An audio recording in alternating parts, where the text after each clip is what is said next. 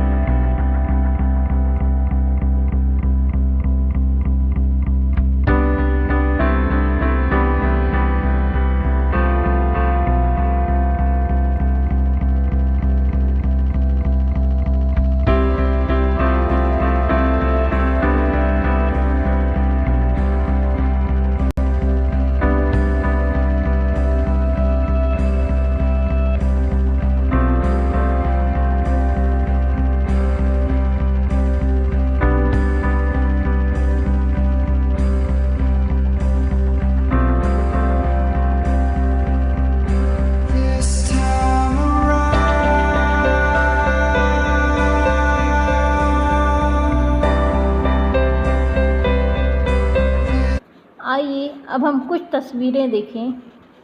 Video को देख के आपको कुछ समझ आ गया होगा। आइए अब कुछ तस्वीरें देखते हैं, फिर लेसन को डिस्कस करेंगे हम लोग। तो देखिए, ये एक पिता है जो अपने बच्चों के साथ कूड़ा बीन रहा है, मतलब कूड़े में से कुछ छांट रहा है बेचने के लिए। अगली तस्वीर देखिए, ये भारत में जो झुग्गी झोपड़ियों में रहते हैं लोग, उनको दर्शा रही है तस्वीर। तो चलिए अब देखते हैं कि निर्धनता होती क्या है।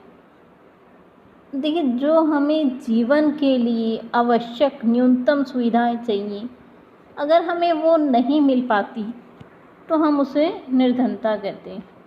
निर्धनता एक भारत में वैसे तो बहुत सी समस्याएं हैं, जिनमें से निर्धनता सबसे प्रमुख कहूँगी मैं, क्योंकि जो व्यक्ति निर्धन है ना तो वो अपने स्वास्थ्य का ध्यान रख सकता है, ना अपने बच्चों को शिक्षा दिला सकता है, ना उन्हें अच्छा भोजन दे सकता है, ना अच्छे कपड़े और साफ पानी दे सकता है।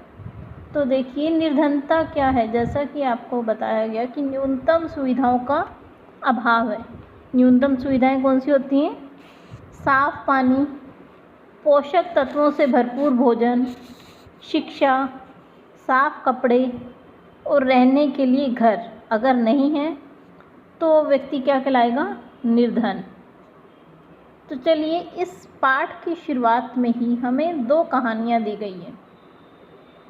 उन कहानियों को सुनने के बाद मुझे उम्मीद है कि आप इस लेसन को लगभग समझ जाएंगे कि ये इस लेसन का उद्देश्य क्या है, क्यों आपके सिलेबस में डाला गया है। तो चलिए शुरू करते हैं पहली कहानी, जो कि है शहरी निर्धनता। ये देखिए, कहानी है रामसरन की कहानी। रामसरन 33 साल का है, झारखंड रांची में काम करता है, जो कि ठीक है जी। एक आटे की मिल में मजदूरी का काम करता है। जब उसे रोज़गार मिल जाता है तो वो महीने में 1500 रुपये कमा लेता है। उसके घर में 6 सदस्य हैं, रामशरण, उसकी पत्नी और 4 बच्चे, जो कि 6 महीने से लेकर 12 वर्ष तक की आयु के हैं बच्चे। तो देखिए, जो रामशरण है उसके गांव में एक बूढ़े माता पिता भी रहते हैं, जो कि रामशरण द्वारा भेजे गए पैसों से और उसके भाई के भेजे गए पैसों से अपने घर का गुजारा चलाते हैं। रामशरण एक बस्ती में रह रहा है। वहाँ पे ईंट और मिट्टी से बनाया गया एक झोपड़ी है जिसमें वो रहता है। जो उसकी पत्नी है वो लोगों के घरों में काम करती है ताकि अब कुछ आय का साधन बढ़ सके। उस काम करने से वो 800 रुपये कमा लेती है। उनके घर में दिन में सिर्फ 2 बार दाल और चावल बनते हैं, थोड़ी मात्रा में, जो कि सभी के लिए पर्याप्त नहीं है। जो उनका बड़ा बेटा है रामशरण का, वो एक चाय की दुकान पे काम करता है और 300 रुपये महीना कमा लेता है। और जो बाकी बच्चे हैं वो भी कभी स्कूल नहीं जाते, घर पर ही हैं वो बच्चे। तो देखिए, उन बच्चों के पास पहनने के लिए फटे पुराने कपड़े हैं। नए कपड़े तो परिवार ने बिल्कुल ख़रीदे ही नहीं, ना उनके पास जूते हैं ना कुछ। अगर आप इस तस्वीर में देखें तो रामशरण की पत्नी के साथ 2 बच्चे खड़े हैं, उसके 3 बच्चे, और चौथा चाय बेचने जा रहा है। ध्यान से देखें अगर आप इस तस्वीर को, तो आपको दिखेगा कि रामशरण की पत्नी घरों का काम करते हुए दिख रही है। रामशरण फैक्ट्री में मजदूरी करते हुए दिख रहा है। रामशरण का बड़ा बेटा एक चाय की दुकान पे काम कर रहा है, और जो उसकी बड़ी बेटी है वो 2 बच्चों को घर में देख रेख कर रही है। लेकिन 2 बच्चों के पाँव में जूते नहीं हैं, ठीक है। जो उनके कपड़े भी आपको इस तस्वीर में फटे हुए दिखाए गए। तो चलिए, अगली जो हमारी कहानी है हम उसे देख लेते हैं। ये तो हुआ शहरी निर्धनता को शो करती हुई एक कहानी। अब जो ग्रामीण निर्धनता को दिखाती हुई एक कहानी आपको लेसन में दी गई है, उसे देखिए। ये कहानी है लखा सिंह की कहानी। तो देखिए, लखा सिंह भी गांव में एक मजदूर है, क्योंकि देखिए पहले भी आपको बताया गया था कि पिछले लेसन में मौसमी बेरोज़गारी, क्योंकि जब काम होता है खेतों में तभी काम मिलता है, नहीं तो काम नहीं मिलता मजदूरों को। तो देखिए, इसके परिवार में, लखा सिंह के परिवार में 8 सदस्य हैं।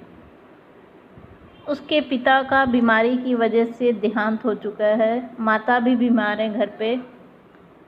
लखा सिंह, उसकी पत्नी और 4 बच्चे हैं इनके घर पर। तो देखिए, झुग्गी झोपड़ी में रहते हैं, बहुत छोटी सी, और इनके बच्चे स्कूल नहीं जाते, और ये भी अपने बच्चों को अच्छा भोजन नहीं दे पा रहे, अच्छी शिक्षा नहीं दे पा रहे। परिवार के पास साबुन और तेल तक नहीं है। तो देखिए चित्र में वो क्या कह रहा है, क्या मैं कभी अपने परिवार के लिए नए कपड़े खरीद सकूंगा? चित्र में लिखा गया है। अगर आप पिछली तस्वीर देखें तो इसमें भी देखिए लिखे गए, मकान का किराया अदा करने के पश्चात तथा गांव के बूढ़े माता पिता के पास पैसा भेजने के पास कुछ नहीं बचता इसके पास। ये अब हम निर्धनता के कुछ बिंदुओं पर चर्चा करते हैं कि निर्धनता होती है। भूमिहीनता की स्थिति, अगर आपके पास भूमि नहीं है, आप मजदूरी कर रहे हैं। बेरोज़गारी, आप काम करना चाहते हैं लेकिन आपको काम नहीं मिल रहा। परिवार का आकार, मान लीजिए आपकी आमदन कम है और परिवार बड़ा है, तो भी वो परिवार क्या होगा? निर्धन। निरक्षरता, आप पढ़े लिखे नहीं हैं तो मजबूरी हो जाएगी, आपको मजदूरी का काम करना पड़ेगा। खराब स्वास्थ्य या कुपोषण है तो वो परिवार भी निर्धन हो सकता है, जहाँ बच्चे श्रम कर रहे हैं। और असहायता, कहीं से उन्हें कोई सहायता नहीं है परिवार की।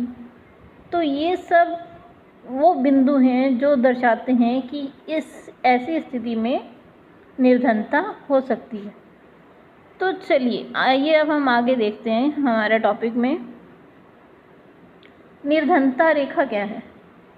निर्धनता रेखा सरकार द्वारा निर्धारित की जाती है। ये प्रत्येक देश के लिए अलग अलग, यहाँ तक कि राज्यों में भी अलग अलग है। किसी राज्य में कुछ ऊपर अधिक है, कुछ में कम है। तो आइए हम देखते हैं निर्धनता रेखा होती है। एक ऐसा पैमाना जिससे कम अगर आपको भोजन मिल रहा है या आय है तो आप निर्धन माने जाओगे। तो निर्धनता को मापने का एक पैमाना है निर्धनता रेखा। तो चलिए देखते हैं भोजन के अनुसार क्या है। देखिए, जो विशेषज्ञ हैं उनके अनुसार जो ग्रामीण क्षेत्रों में लोग रहते हैं उन्हें भोजन में 2400 कैलोरीज प्रतिदिन मिलनी चाहिए। कैलोरीज मतलब हमारे भोजन में जो चावल, दाल, सब्जी, फ्रूट, ये सब चीज़ें शामिल होनी चाहिए। उसमें एक कैलोरीज होती हैं, तो वो हमें भोजन में 2400 कैलोरीज मिलनी चाहिए। अगर ग्रामीण क्षेत्रों में रहने वाले को 2400 कैलोरी प्रतिदिन और शहर में रहने वालों को 2100 कैलोरीज प्रतिदिन अगर नहीं मिलती तो वो व्यक्ति निर्धन माना जाएगा। तो दूसरा देखते हैं हम। ये तो हो गया भोजन के अनुसार। और एक आय का पैमाना है, ये देखने के लिए कि कौन निर्धनता रेखा से नीचे है। तो देखिए इसमें क्या है कि यदि ग्रामीण क्षेत्र में आप रहते हैं और आपकी आय 2011-12 के आंकड़ों के अनुसार है डाटा, तो आप वो चीज़ ध्यान रखेंगे, क्योंकि अभी जनगणना जब होगी तो ये नए आंकड़े तब आएंगे। अभी जैसा कि आप जानते हैं जनगणना हर 10 वर्ष के बाद होती है, तो अब जब जनगणना होगी तो नए आंकड़े आएंगे। जब तक नहीं आते तो हम लोग पुराने आंकड़ों के अनुसार ही लेसन में चलते हैं।